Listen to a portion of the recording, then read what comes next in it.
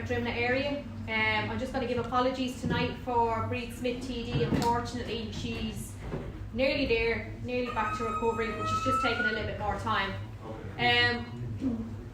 Quiet down the back there, lads. It's the men. Tonight's meeting is called Yes, Get Women Out of the 1930s, but Fight for Carers and Fight for Carer and Disability Rights. We got the title ready anyway. And we have 4 speakers for you tonight. So first speaker I'm going to have for you is going to be Councillor Melissa Halpin.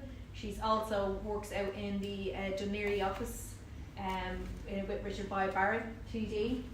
And I'm going to then bring in Professor Kathleen Lynch, who is a Professor of Equality Studies and also has written a brilliant book that I haven't had the opportunity to read yet, but I'm really looking forward to, Care and Capitalism.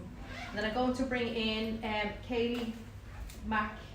Did I say that right? Yeah, for the Disability Rights Campaign. She's going to say a few words. Then we finish with Catherine Cox for the Family Carers Ireland.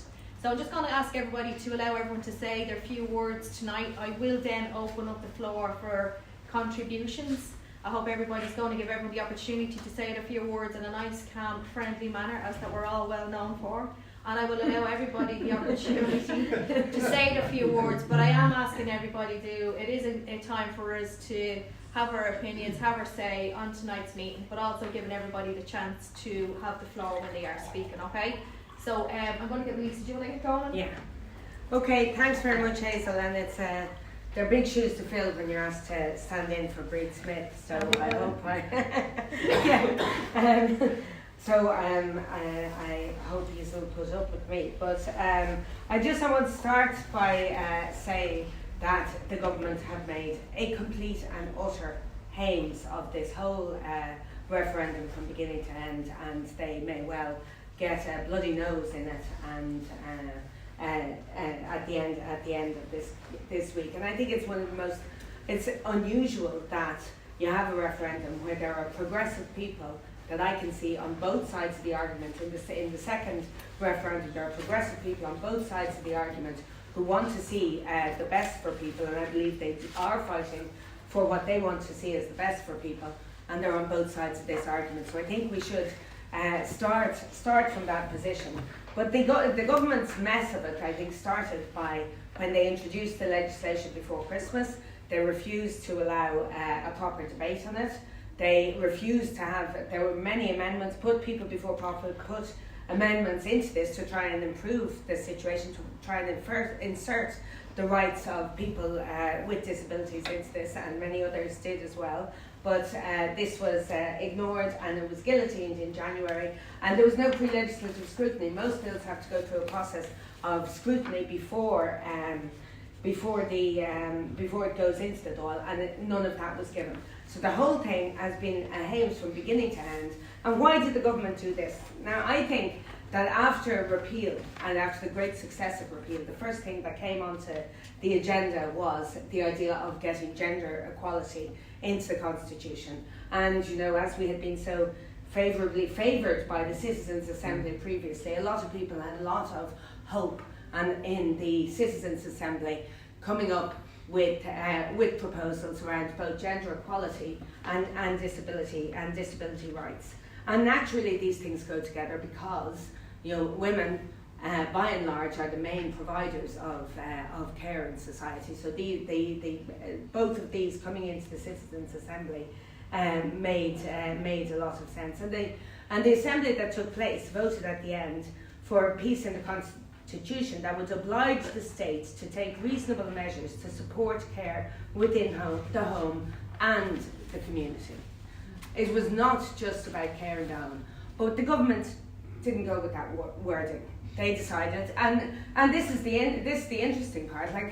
Prior to this, there's been Citizens' Assembly. There has been special committees in the Dáil to try and bring forward changes to the Constitution that have been hard fought for, and there's been a lot of wranglings within it. But what came out of those two processes were what went into the wording, more or less. But in this case, they decided to very firmly leave out community and just put care in the home into the into the Constitution and put no reference at all to disability rights. There's no rights base going into this, and that is causing fury and understandable fury across everybody. And talking recently to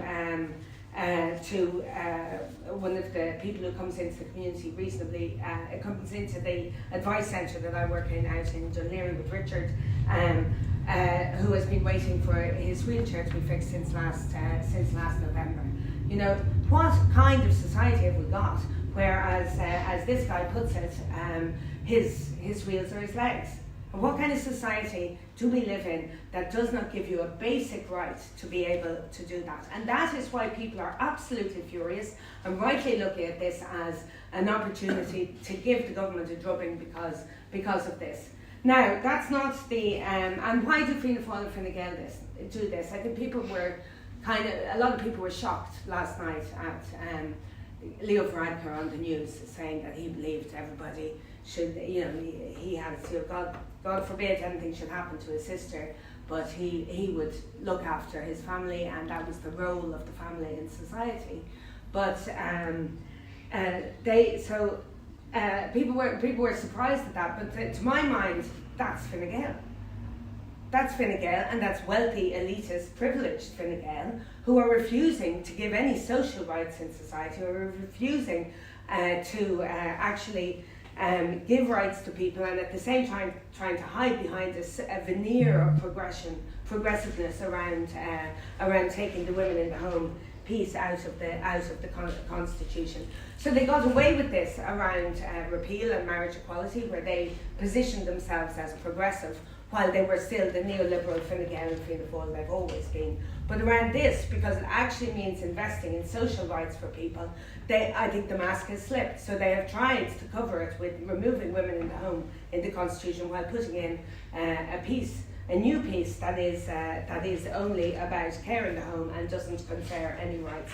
And just to kind of go over exactly what is being proposed, because I think a lot of people are still quite confused. And if you look at the polls at the weekend, the numbers of people who don't know how they're voting are going up by the day. You know, it's quite, I don't think I've ever seen that before, where people are getting more confused rather than less confused, despite the very helpful booklet from the Commission. But they're proposing two changes. One around the family, which is to extend the idea of the family beyond marriage. And the second one is about care, removing the role of women in the home and recognising family care. So to deal with the first one first.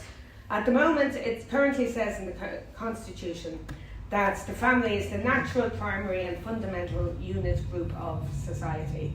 And what they're adding in is whether this is based on marriage or on other durable relationships. Now, personally, I don't have any truck with the idea of the family being the fundamental unit group of society. I think people have lots of different fundamental unit groups in their lives. And I think for a lot of people, the family has been much less than that. But if the family is going to stay in the Constitution, that it is extended to durable, to different kinds of families as well, is a marginal step forwards. I think they went